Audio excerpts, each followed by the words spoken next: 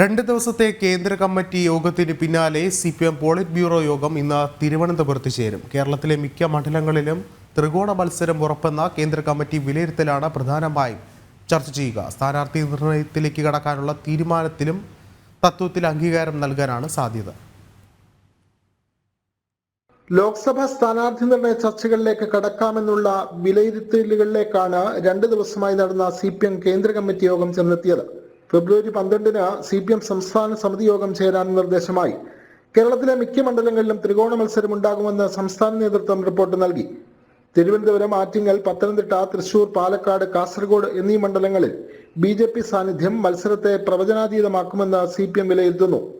കേന്ദ്ര കമ്മിറ്റിയിലെ ചർച്ചകൾ ഇന്നലെ വൈകിട്ട് അവസാനിച്ചതിന് തുടർച്ചയായാണ് ഇന്നത്തെ പോളിറ്റ് ബ്യൂറോ യോഗം. ഇന്ത്യ സഖ്യം നന്നായി നയിക്കാൻ കോൺഗ്രസിന് കഴിയാതെ പോയി എന്നാണ് CPM നിഗമനം. നിതീഷ് കുമാർ BJP സഖ്യത്തിലേക്ക് പോയത് മുൻകൂട്ടി അറിയാൻ കഴിഞ്ഞില്ല എന്നും പാർട്ടി വിലയിരുത്തുന്നു. PBക്ക് ശേഷം ഇന്ന് വൈകിട്ട് ജനറൽ സെക്രട്ടറി സീതാറാം യെച്ചൂരിയുടെ മറുപടി ഉണ്ടാകും. തിരുവനന്തപുരം വിളപ്പിൽശാല EMS അക്കാദമിയിൽ ഞായറാഴ്ച ആരംഭിച്ച നേതൃയോഗത്തിൽ മുഖ്യമന്ത്രി, പാർട്ടി സംസ്ഥാന സെക്രട്ടറി, LDF കൺവീനർ അടക്കമുള്ള പ്രമുഖ നേതാക്കളെല്ലാം പങ്കെടുക്കുന്നുണ്ട്. ജനം, തിരുവനന്തപുരം.